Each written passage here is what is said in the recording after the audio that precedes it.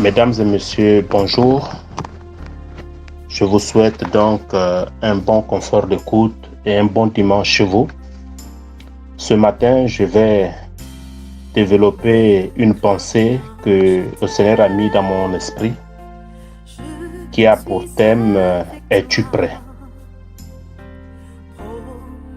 Es-tu prêt? C'est une interpellation de la part de notre Seigneur à nous tous, chrétiens et non chrétiens.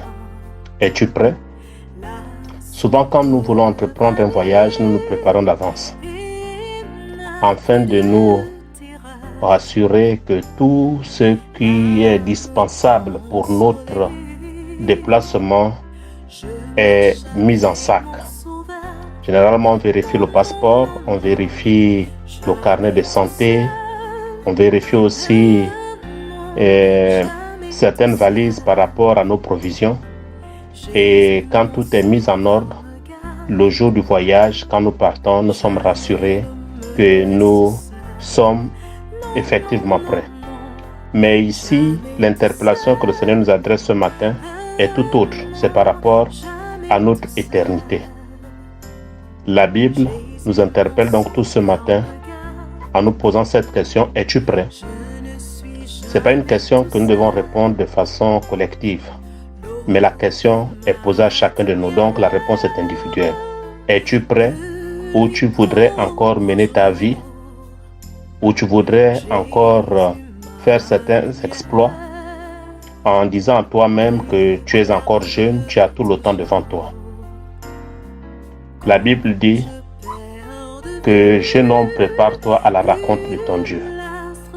Et nous ne savons quand est-ce notre Seigneur revient. Il est important pour nous de nous préparer. Et j'aime ce petit cœur. C'est vrai que je n'ai peut-être pas les talents de chanter, mais j'aime ce petit cœur qui dit: non, jamais tout seul, non, jamais tout seul. Jésus, mon sauveur, me garde, jamais ne me laisse seul, non, non, non, jamais tout seul, oh, non, jamais tout seul. Jésus, mon sauveur, me garde, jamais ne me laisse seul, non, non, non, jamais tout seul, oh, non, jamais tout seul. Jésus, mon sauveur, me garde, jamais ne me laisse seul. J'aime bien ce petit cœur et je m'en souviens lors de mon séjour à Paris, alors que j'étais dans ma chambre, autour de 24 heures, je vais avoir donc la visitation d'une oppression démoniaque. Vraiment une oppression démoniaque. J'ai jamais vécu cela. Et cette oppression m'a pris près de 45 minutes environ. C'est la première fois que je pouvais faire face à une oppression aussi terrible. Et donc, je m'étais mis debout. J'étais tellement épuisé et ce cœur était monté dans mon esprit. Non, jamais tout seul, oh non, jamais tout seul. Jésus, mon sauveur, me garde, jamais ne me laisse seul. Tu peux chanter avec moi? Non, jamais tout seul, oh non, jamais tout seul. Jésus, mon sauveur, me garde, jamais ne me laisse seul, non, non, non, jamais tout seul, oh non, jamais tout seul. Jésus, mon sauveur, me garde, jamais ne me laisse seul. Et à la fin de ce cœur, j'avais été délivré de cette oppression. Et je rends toute la gloire au Seigneur. Ce n'était qu'une parenthèse. Ce matin, donc, nous avons notre thème. Es-tu prêt? Nous allons ouvrir nos Bibles dans le livre de la fin. Et ce matin, la particularité, c'est que je vais juste prendre les textes de base dans le livre de la fin, donc le livre de l'Apocalypse, qui est un livre prophétique. Et donc, dans le livre de l'Apocalypse, le livre de la fin, en son chapitre 3, le verset 20, la Bible déclare, Apocalypse 3, 20, « Voici, je me tiens à la porte et je frappe. Si quelqu'un entend ma voix et ouvre la porte, j'entrerai chez lui, je souperai avec lui et lui avec moi. » Je reprends cette lecture. « Voici, je me tiens à la porte et je frappe. Si quelqu'un entend ma voix et ouvre la porte, j'entrerai chez lui, je souperai avec lui et lui avec moi. » Amen. Ici, c'est le Seigneur qui parle. Souvent, nous avons présenté ce texte biblique à des païens. Il n'en est pas question. Ici, la Bible s'adresse aux chrétiens. La Bible s'adresse aux chrétiens. Ce passage s'adresse aux chrétiens et non aux païens. Souvent, lors des évangélisations, quand nous avons des nouvelles âmes, on a toujours présenté ce texte de l'Apocalypse, que Dieu est à ta porte et il est en train de frapper. Mais la Bible s'adresse à toi, chrétien. Oui, à toi, chrétien. À nous qui sommes des chrétiens. Ce texte s'adresse à nous. Il dit, voici, je me tiens à la porte. Je me pose certainement la question de savoir, mais quelle porte? La porte de ma maison? Oui, la porte de ta maison. Et cette porte-là, c'est ton cœur. La Bible dit que Dieu se tient à la porte et il frappe. Il dit, si quelqu'un entend ma voix, autrement dit, si tu es dans la distraction totale, tu ne pourras jamais entendre la voix de Dieu. Tu ne pourras jamais ouvrir la porte et il ne pourra jamais entrer chez toi. Il n'y aura jamais de souper entre toi et lui. Je me tiens à la porte, je frappe. Si quelqu'un entend ma voix et ouvre la porte, j'entrerai chez lui, je souperai avec lui et lui avec moi. Depuis longtemps, Dieu t'interpelle par rapport à ta vie.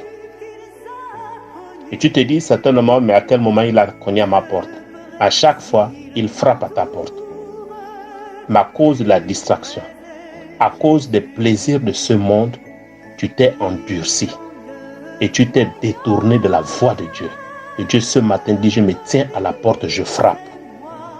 À chaque fois, Dieu frappe à la porte de notre cœur pour nous interpeller, afin que nous nous préparions.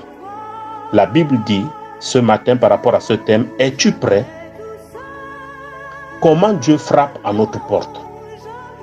Quels en sont les moyens qu'il utilise pour nous interpeller? Dieu peut nous interpeller à travers des rêves. Tu as eu à faire des rêves où tu as eu l'impression de vivre la fin du monde. Tu as fait des rêves où tu as eu l'impression de vivre l'enlèvement. C'est une façon pour Dieu de taper à ta porte. Il frappe à ta porte pour t'interpeller, afin de cesser la vie que tu mènes. Dieu peut parler aussi par une parole de connaissance, par l'entremise d'un frère. Il peut nous parler aussi à travers des situations. C'est une manière pour Dieu de frapper à la porte. Il dit, je me tiens à la porte, je frappe. Mais tu n'y prends pas garde toujours. Pour entendre sa voix, il faudrait que tes oreilles soient disposées à l'écoute. Si tes oreilles ne sont pas disposées à l'écoute, tu n'entendras jamais la voix du Seigneur. Tu auras l'impression que la vie que tu mènes est la meilleure des vies. Dieu ne voit rien. Dieu n'est pas là, mais Dieu voit tout. Et donc, si tu n'entends pas sa voix, tu ne pourras jamais ouvrir ta porte. Et si tu n'ouvres pas ta porte, Jésus ne pourra non plus entrer chez toi. Et si Jésus n'entre pas chez toi, et finalement il n'y aura pas de communion. Ici, quand il parle de souper, je souperai avec lui et lui avec moi. Il est question de la communion. Il n'y aura jamais de communion si Dieu n'est pas à l'intérieur de toi. Souvent, nous nous séduisons nous-mêmes. En ayant cette attitude que je vais à l'église, je donne mes dîmes, je donne mes offrandes, je fais ceci, là, je participe au service, ainsi de suite. Mais tu peux faire tout cela et être loin de Dieu. Il n'y aura jamais de communion entre toi et lui. Et finalement, s'il n'y a pas de communion entre Dieu, qu'est-ce qui s'en suivra? C'est la mort spirituelle. La mort spirituelle s'en suivra. Bien que nous soyons en vie, mais si la mort spirituelle a déjà intervenu dans notre vie, le jour de notre jugement, nous n'aurons que nos yeux pour pleurer en disant si je savais l'expression des lâches. Aujourd'hui, alors que nous sommes en vie, Dieu est en train de nous interpeller. Mesdames et messieurs, la messe de Requiem, on peut la célébrer même en Italie, au Vatican. Cette messe ne te sauvera pas. Le salut, c'est maintenant qu'il faut le préparer. Le salut, c'est maintenant qu'il faut le préparer. Et non après. Après, il sera trop tard. Dans l'Apocalypse 22, au verset 14, la Bible dit « Heureux ceux qui lavent leurs robes, afin d'avoir droit à l'arbre de vie et d'entrer par les portes de la ville. » Je reprends ce texte. Apocalypse 22, le verset 14. « Heureux ceux qui lavent leurs robes, afin d'avoir droit à l'arbre de vie et d'entrer par les portes dans la ville. » Pourquoi lavent-ils leurs robes? C'est une catégorie de chrétiens à un moment donné. C'était détourner la voie de Dieu par les plaisirs de ce monde. À un moment donné de notre vie, nous avons vécu dans l'impudicité, la fornication, l'adultère, la masturbation, le vol, le mensonge, le mépris, l'orgueil. On était hautain, tout ce qu'on peut citer ici-bas. À un moment de ta vie, certainement tu t'es détourné. Et ici, le texte d'Apocalypse 22, verset 14 dit que heureux ceux qui lavent leurs robes, afin d'avoir droit à l'arbre de vie. Il y a une prise de conscience. Mesdames et messieurs, à un moment donné, il faudrait tout arrêter et prendre conscience que Jésus revient bientôt. La prise de conscience t'amènera droit à laver ta robe. Ici, le livre de l'Apocalypse nous encourage en nous disant heureux ceux qui lavent leur robe afin d'avoir droit à l'arbre de vie. L'arbre de vie ici, c'est la vie éternelle. C'est Jésus-Christ de Nazareth. Et d'entrer par les portes dans la ville. La ville ici, c'est la nouvelle Jérusalem. Personne ne pourra accéder à cette ville si sa robe n'est pas lavée. Il est important pour nous de laver notre robe. Tu me poseras certainement la question de savoir comment est-ce possible de laver ma robe. Tu peux laver ta robe par la purification et la sanctification. La sanctification est le moyen par excellence pour tout chrétien, pour tout enfant de Dieu, de laver sa robe, afin d'avoir part à l'arbre de vie et d'entrer par la porte de la ville. Mesdames et messieurs, à un moment donné, il faut tout arrêter. La vie que tu mènes, glorifie-t-elle Dieu? Les actions que tu poses, glorifie-t-elle Dieu? Tu te dis certainement que tu es jeune. Tu te dis certainement que tu as la vie devant toi. Mais tu ne sais pas ce que le lendemain peut enfanter. À un moment donné, soyons sérieux avec le Seigneur.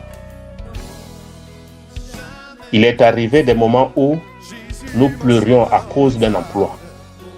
Nous crions, Seigneur, aide-moi, trouve-moi de l'emploi, ouvre-moi telle porte, ouvre-moi ceci. On passe du temps dans le jeûne et la prière. Quand tu me donneras ce travail, je t'honorerai, je ferai ceci, je ferai cela. Autant de promesses que nous adressons à Dieu dans les temps difficiles. Et quand Dieu nous ouvre une porte, nous sommes les premiers à le trahir. Si Dieu ne t'avait pas ouvert la porte de ton emploi, par exemple, allais-tu croiser le monsieur pour qui tu es en train de t'amouracher? Mais finalement, on se moque de qui? La Bible dit qu'on ne se moque pas de Dieu. C'est qu'un homme aura sémé, il le moissonnera aussi. On ne joue pas avec Dieu. À un moment donné, il faut arrêter et faire face à toutes ces pulsions qui montent en nous. Les œuvres de la chair sont manifestes, déclarent les Écritures. Mais nous avons la grâce que le Saint-Esprit peut nous sortir de cette situation. Dieu te trouve un emploi et toi, qu'est-ce que tu fais?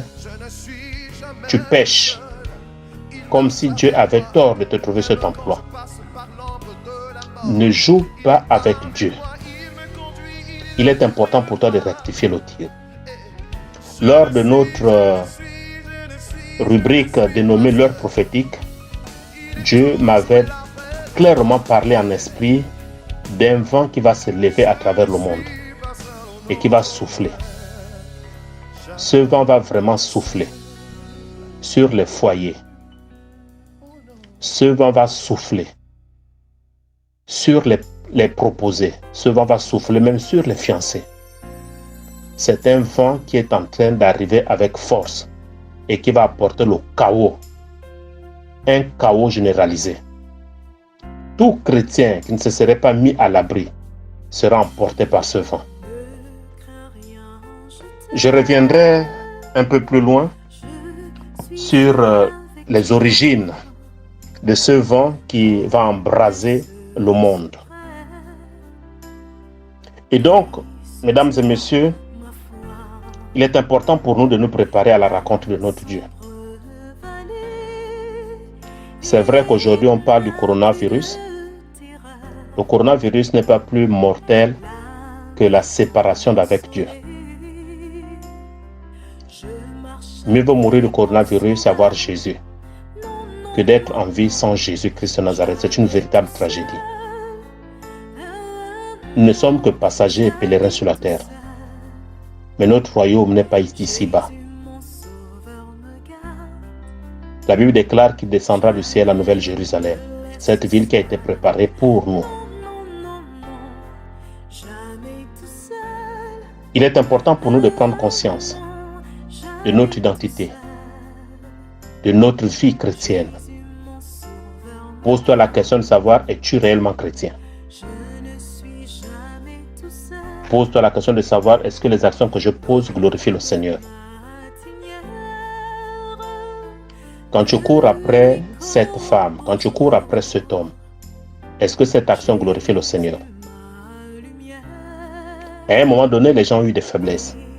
Les gens ont cédé. Mais à un autre moment donné, on doit prendre conscience afin de mettre fin à cette vie qui est pour nous un boulevard qui nous conduit droit en enfer. Mesdames et messieurs, ce message nous interpelle tous.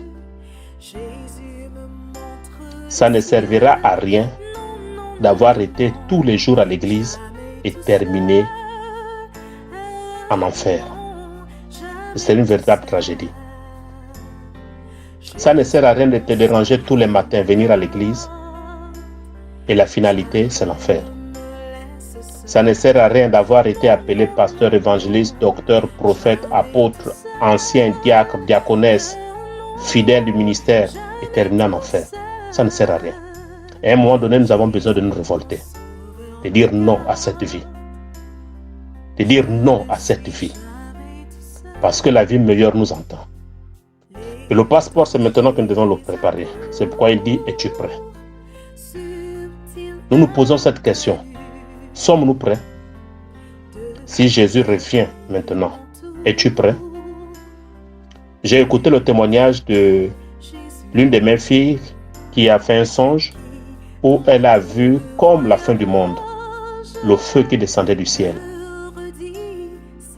Dieu nous interpelle tous. Dieu est en train de cogner à la porte. Il dit, je me tiens à la porte et je frappe.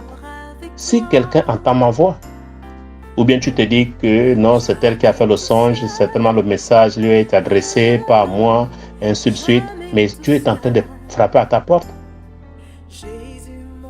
As-tu pris conscience par rapport à ta vie? As-tu décidé de tout arrêter?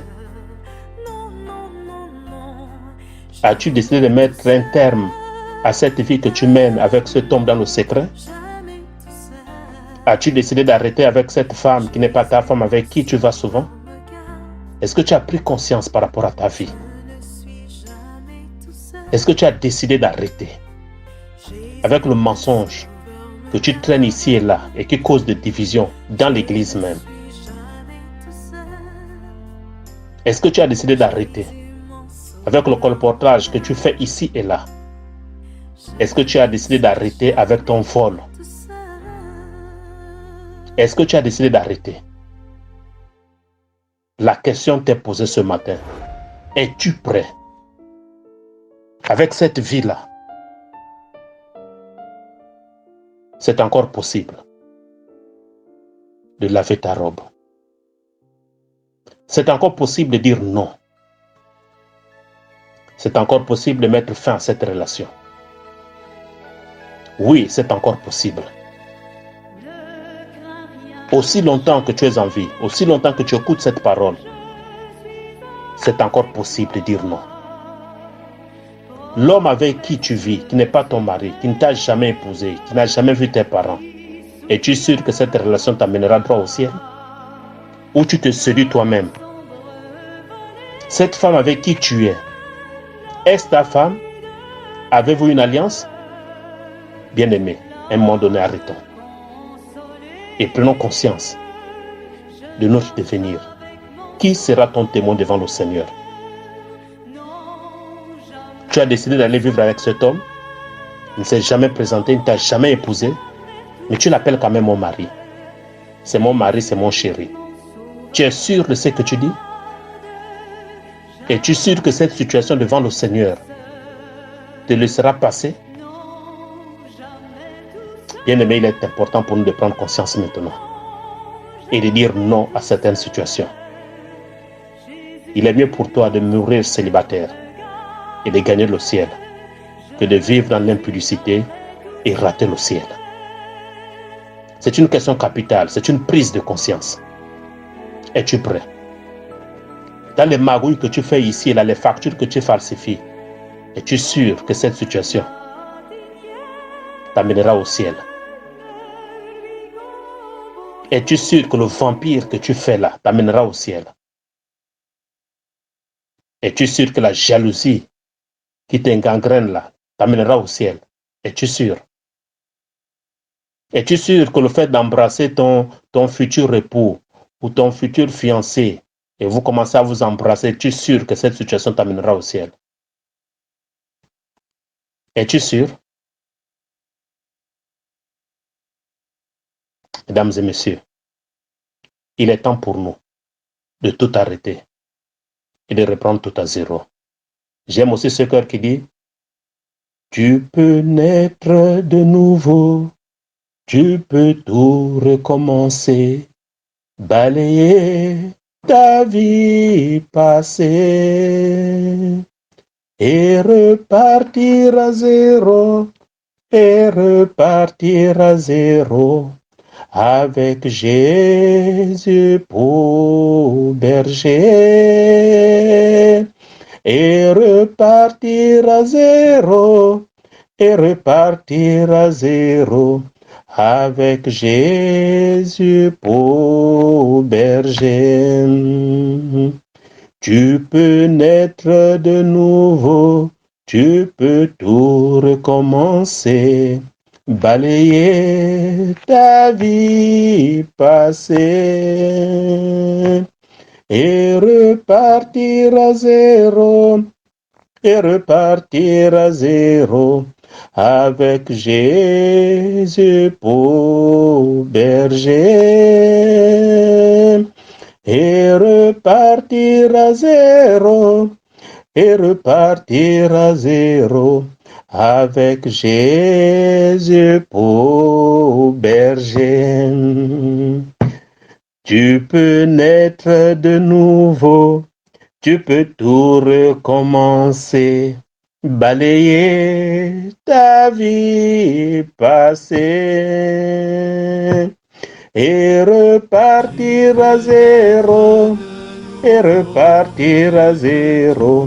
avec Jésus pour berger. Et repartir à zéro, et repartir à zéro avec Jésus pour berger. Tu peux naître de nouveau, tu peux tout recommencer et repartir à zéro avec Jésus pour berger. Il est important pour nous de reconsidérer sa parole. Avec Dieu, il n'y a pas de demi-mesure. Ou c'est ça, ou c'est pas ça. Il est temps pour toi de mettre de l'ordre dans ta vie et d'espérer vivre la félicité avec Dieu. Es-tu prêt, mon frère? Es-tu prête, ma soeur? La question t'est posée. Et la réponse est dans ton cœur. Tu sais ce que tu fais dans le secret. Et l'Esprit te pose la question, es-tu prêt? Es-tu prêt? Il est temps pour nous que nous lavions nos robes pour avoir droit à l'arbre de vie et d'entrer par les portes de la ville. Aucune robe souillée ne sera permise. Aucune robe souillée, aucune robe maculée ne sera permise. Il est important pour nous tous, personne n'est exclu, je parle de nous tous, de prendre la meilleure des décisions et de tourner la page et de dire non au passé afin de vivre une nouveauté de vie avec notre Seigneur Jésus-Christ de Nazareth, le véritable berger. Pourquoi accepter une invitation d'un homme? Pourquoi accepter une invitation d'une femme? Même si tu te dis que je n'ai pas d'arrière-pensée, mais le fait d'accepter déjà est un moyen qui peut t'entraîner dans une situation compliquée, une situation complexe que tu ne pourras plus gérer par la suite. Tu peux tout arrêter. Tu peux dire non à cette jeune dame qui court après toi. Tu peux dire non à ce jeune homme qui court après toi. Tu peux rompre cette situation avec cet homme avec qui tu vis, qui ne t'a jamais honoré par le lien du mariage. Tu peux dire non à cette femme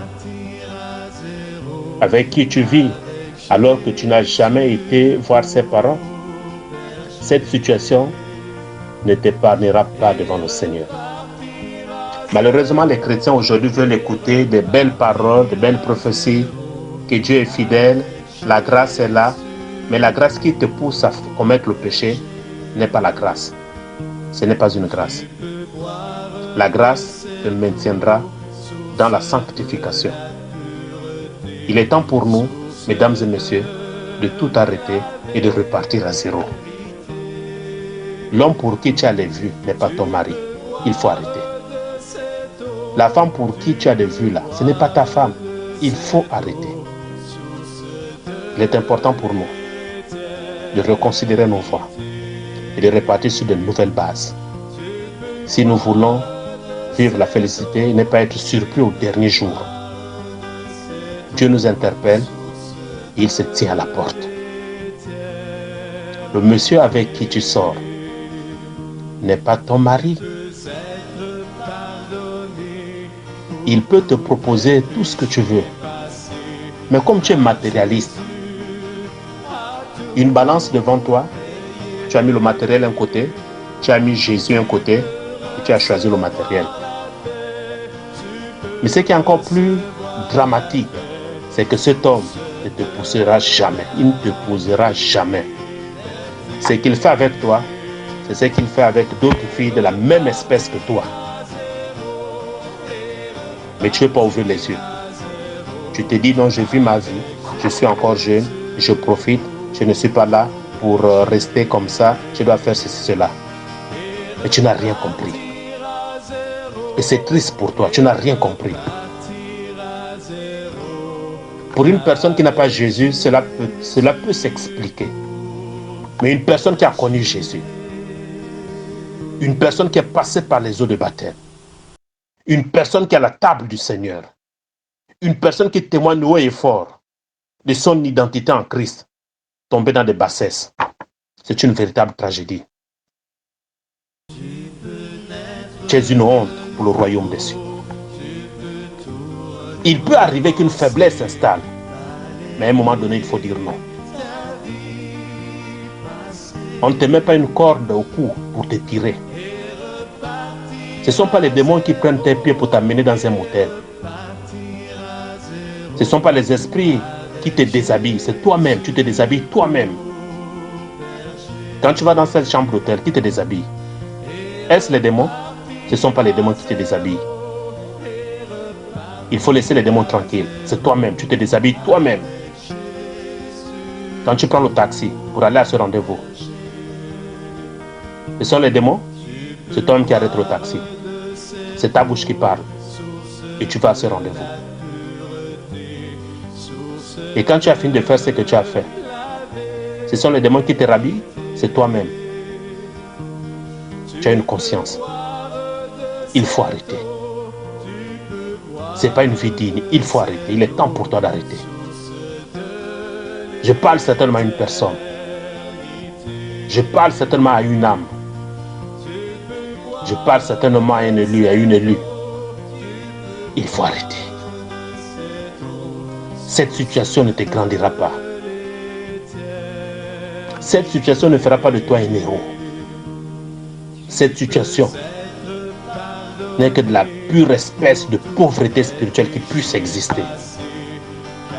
Il est important pour toi de faire un rangement dans ta vie.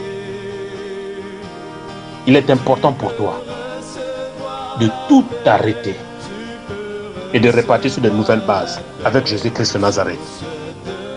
Voyez-vous l'enfant prodigue? Qu'est-ce qu'il avait fait? Il a dit: je repartirai vers mon Père.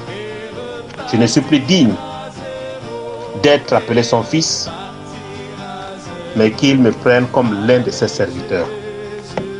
Et quand il est reparti vers son Père ne l'a pas rejeté.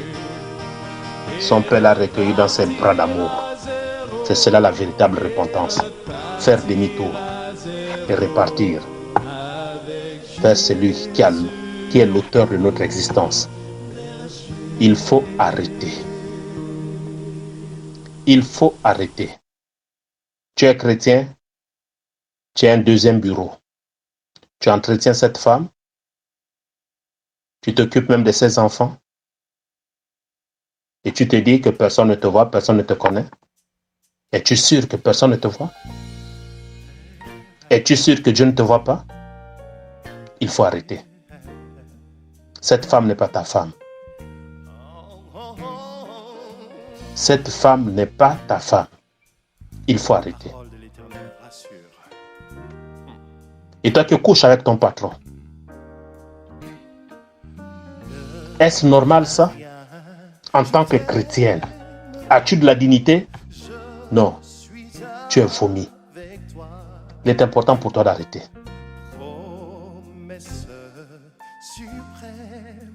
Certainement, tu séduis les femmes à cause de ta beauté. Certainement, tu séduis les hommes à cause de ta beauté. Mais ce n'est que le corps. Mais qu'en est-il de ton esprit? Dieu a eu tort donc de te parfaire. Dieu a eu tort. Non, arrêtez. Nous aimons un évangile où on proclame, on prophétise, tu seras béni, tu seras guéri, tu seras ceci, cela. Dieu me dit que tu vas voyager, Dieu me dit que tu vas faire tout ce... Mais arrêtons un peu. Qu'en est-il de ta propre vie? Es-tu prêt? Je te pose la question, es-tu prêt? Moi, je me suis posé aussi cette question. J'ai fait un tableau sombre de ma vie. Je ne pourrais pas vous enseigner des choses que moi-même je ne pratique pas. À un moment donné, il faut dire non. À un moment donné, il faut tout arrêter. Et repartir sur de nouvelles bases. Tu n'es pas marié, c'est vrai. Mais la masturbation que tu pratiques, est-ce un acte qui honore le Seigneur? Tu te dis non, je ne vais pas avec un homme marié, je ne vais pas avec une femme d'autrui, je ne fais pas ceci, cela, mais la masturbation. As-tu songé à cela? Que la masturbation est un péché lié à l'impudicité? Et la Bible dit qu'aucun impudique n'héritera le royaume. As-tu pensé à cela? La masturbation que tu pratiques. Il y a même des chrétiennes qui s'achètent des vibromasseurs pour se faire plaisir. Es-tu normal? J'ai croisé un jeune homme, une fois il m'avait dit ceci, qu'il prenait son matelas où il avait mis un trou et il passait tout son temps à se satisfaire avec ce matelas. Mais vous êtes sérieux? Cette situation impudique t'amènera où? Qui sera ton témoin devant le Seigneur?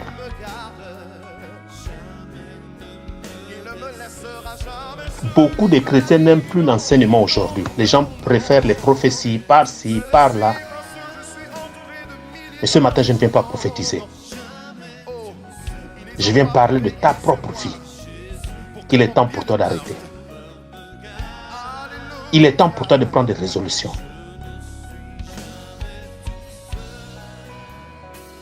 Il y a des personnes que Jésus a guéries. Il y a des personnes que Pierre a guéries. Il y a des personnes que Paul a guéries. Et je te pose la question, est-ce que ces personnes sont encore en vie? Ces personnes sont mortes.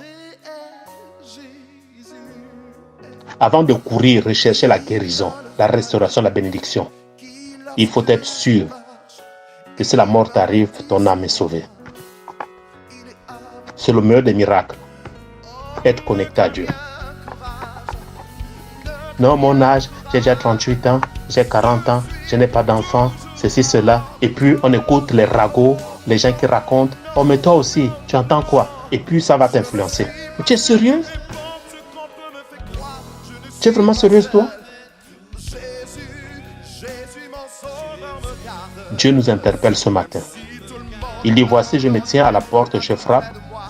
Si quelqu'un entend ma voix et ouvre la porte, j'entrerai chez lui, je souperai avec lui et lui avec moi. Il est temps pour nous d'arrêter cette vie. Cette jalousie qui te gangrène. Tu es jaloux de ton frère, jaloux de ta soeur. La jalousie est un phénomène dans ta vie et tu ne peux pas t'en défaire. Et tu te dis, je suis né comme ça, je ne peux pas changer. Tu es sûr? Tu es dans un royaume, tu dis, je suis né comme ça, je ne peux pas changer. As-tu bien lu ta Bible? Tu ne peux pas changer parce que tu es qui?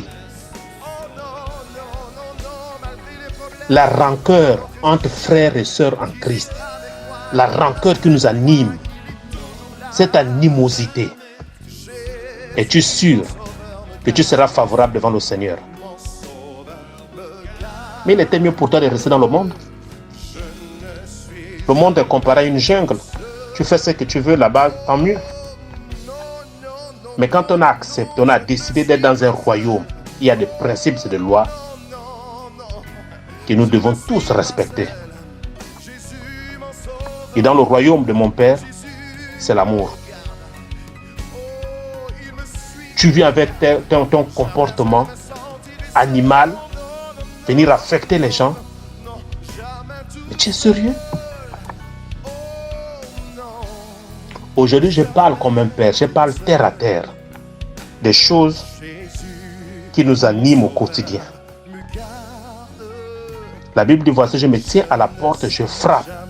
Si quelqu'un entend ma voix et ouvre la porte, j'entrerai chez lui et je souperai avec lui et lui avec moi. Il y a des personnes qui croient voir Jésus à l'intérieur, mais Jésus est toujours à l'extérieur. Jésus ne peut pas habiter une vie où un comportement, un caractère sale est manifesté. Nous avons besoin de faire un nettoyage. Nous avons besoin de faire un état de notre vie et de repartir sur de nouvelles bases. Et dans Apocalypse 22, le verset 11 dit ceci: que celui qui est injuste soit encore injuste, que celui qui est souillé se souille encore, et que le juste pratique encore la justice, et que celui qui est saint se sanctifie encore. La Bible est claire. Comme nous voulons mener notre vie à notre propre guise, la Bible dit ceci, que celui qui est injuste soit encore injuste. Redouble d'efforts dans l'injustice. C'est ce que la Bible est en train de nous dire. Que celui qui est souillé se souille encore. Tu peux continuer. Il n'y a aucun problème. Tu es souillé, mais souille-toi encore davantage.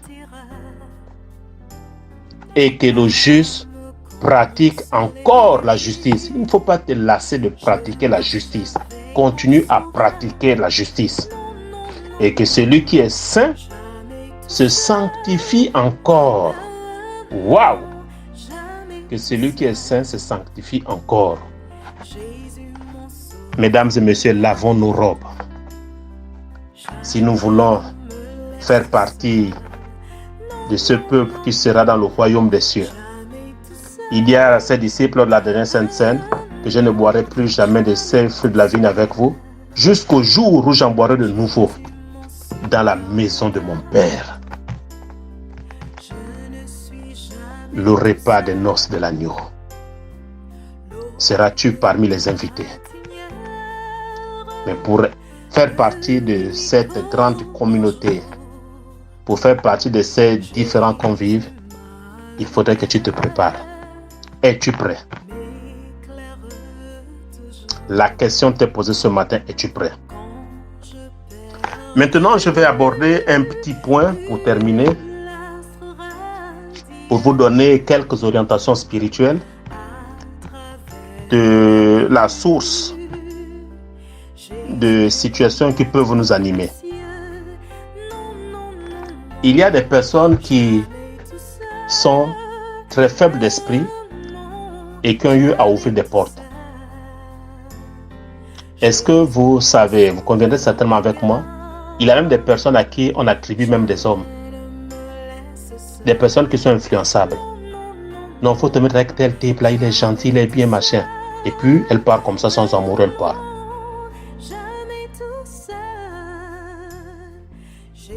Il y a des personnes qui sont très fragiles. Aucune conviction. Des personnes qui se tapent des relations ici et là. En une journée, elle peut avoir 3-4 relations. Ça ne lui dit rien. Et se dit c'est sa vie. Mais je vais vous donner quelques orientations spirituelles. Nous allons ouvrir nos Bibles. Nous sommes en train d'aller vers la fin de ce message qui nous interpelle tous. Es-tu prêt?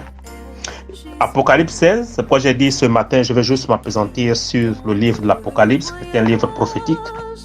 Apocalypse 16, les versets 13 à 16, je vais lire pour tout le monde. Apocalypse 16, 13 à 16. La Bible dit, et j'ai vu sortir de la bouche du dragon, et de la bouche de la bête, et de la bouche du faux prophète, 3 esprits impurs, semblables à des grenouilles. Car ce sont des esprits de démons qui font des prodiges et qui vont vers les rois de toute la terre afin de les rassembler pour le combat du grand jour du Dieu Tout-Puissant. Verset 15. Voici, je viens comme un voleur, et heureux celui qui veille et qui garde ses vêtements, afin qu'il ne marche pas nu et qu'on ne voit pas sa honte. Verset 16. Ils les rassemblèrent dans le lieu appelé en hébreu Armageddon. Waouh! Il y aura une guerre finale sur un mont qui est dans une vallée de Jezreel en Israël. Et ce lieu-là désigne le lieu du combat final entre le bien et le mal. On appelle cette étape apocalyptique la guerre d'Armageddon. La guerre d'Armageddon. Ce sera la dernière guerre, la guerre finale entre le bien et le mal. Je vais juste m'appesantir sur les fameux esprits. La Bible lit donc au verset 13 de l'Apocalypse 16, et j'ai vu sortir de la bouche du dragon, et de la bouche de la bête, et de la bouche du faux prophète, 3 esprits impurs, semblables à des grenouilles. 3 esprits impurs, semblables à des grenouilles. Je reviendrai certainement dans les jours à venir au cours d'un séminaire, vous expliquer un peu la manifestation de l'esprit des grenouilles. C'est un esprit qui est un démon déjà. Et dans le monde spirituel, cet esprit véhicule ce qu'on appelle l'impudicité. Cet esprit-là est un esprit impur. Et quelle est sa particularité? En fait, quand un homme vous approche, une femme vous approche, la grenouille en question se met au milieu de vous deux. Et donc, les paroles que vous, disons votre dialogue, l'esprit des grenouilles par ses pores ressort un liquide qui vous rapproche. C'est pourquoi beaucoup de personnes tombent dans l'impudicité, dans l'adultère, la fornication, ainsi de suite. Et quand ça devient récurrent, c'est l'esprit des grenouilles en question qui gère désormais votre vie. Et donc, si tu es dans une situation qui perdure dans ce sens par rapport à l'impudicité, tu ne peux pas relâcher. Il est important pour toi de t'attaquer à cet esprit de grenouille et de demander à Dieu, pour la grâce du Seigneur, afin que tu en sois délivré. C'est l'esprit des grenouilles. Et cet esprit-là, c'est cet esprit qui a été relâché déjà. Et c'est là où je parlais du vent qui va souffler, qui va souffler, qui va souffler, qui va souffler sur le monde. C'est l'esprit des grenouilles. Quand vous examinez les Écritures, vous allez vous rendre compte que Dieu a utilisé les grenouilles comme étant une plaie en Égypte. Quand vous allez prendre le livre d'Exode, c'était une plaie. Mais dans le livre de l'Apocalypse, ce n'est pas la même grenouille. Ici, la fameuse grenouille dont la Bible nous fait état dans le livre de l'Apocalypse, c'est un démon, c'est un esprit de démon, la grenouille. Sa puissance se trouve au niveau des pores, au niveau de ses pores. Et la grenouille vient vous mettre dans une situation de confusion. Vous écoutez souvent les grenouilles faire ce bruit. Et puis quand vous lancez une pierre, il y a un silence total. Aussi longtemps que vous allez demeurer dans cette situation d'impudicité, cette grenouille prendra de l'ampleur. C'est pourquoi vous allez vous rendre compte que certains chrétiens vont jusqu'au divorce, alors qu'ils savent très bien que la Bible dit que personne ne sépare ce que Dieu a uni.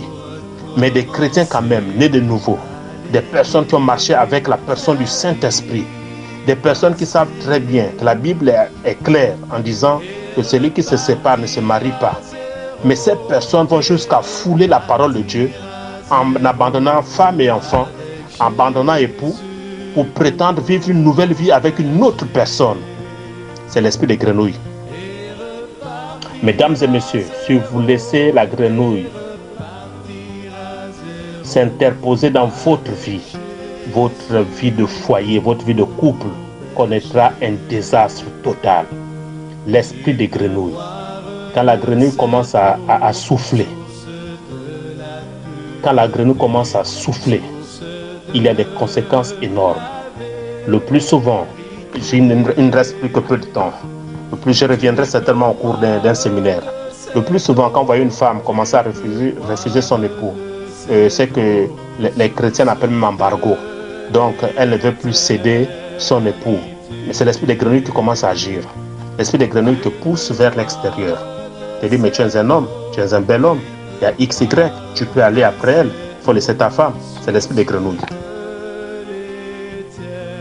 Quand vous allez vous rendre compte qu'un homme invite une personne à aller à un restaurant qui n'est pas ta femme, c'est l'esprit des grenouilles. Si vous ne vous levez pas dans la prière pour mettre fin à cet esprit-là, votre couple connaîtra une cassure. Et l'ennemi de nos âmes, le diable, a relâché les grenouilles. Et c'est ce vent qui est en train de souffler. Ce vent qui est en train de souffler. Vous allez observer des divorces ici et là.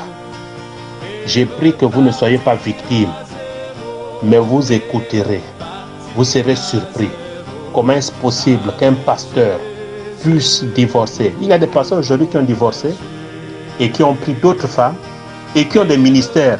Et les chrétiens moutons, je dis bien chrétiens moutons, chrétiens boucs, les chrétiens moutons là. Comment pouvez-vous suivre un homme qui a divorcé de sa femme, qui a abandonné femme et enfant, il vit avec une autre femme, et le plus souvent, ils ne sont même pas encore mariés. Vous l'appelez pasteur, vous l'appelez évangéliste, vous l'appelez prophète. Et cette Jézabel qui est à ses côtés, vous l'appelez maman pasteur. Vous êtes sérieux?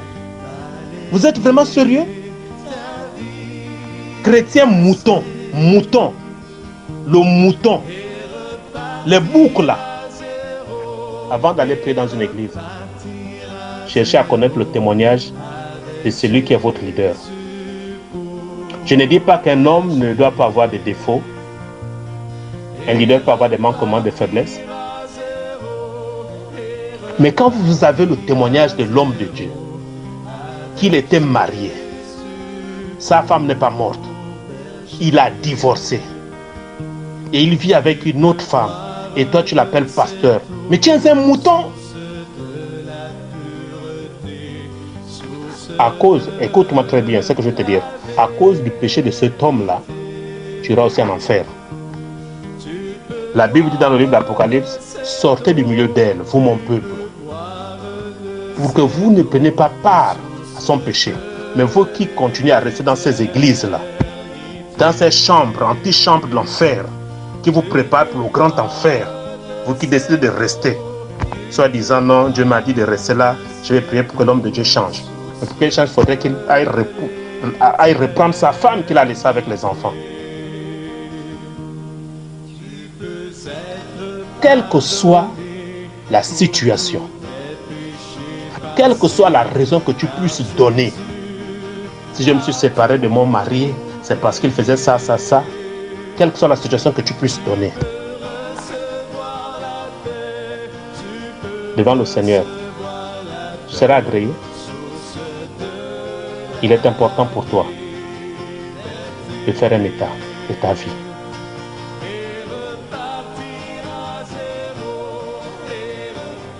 Il y a des situations où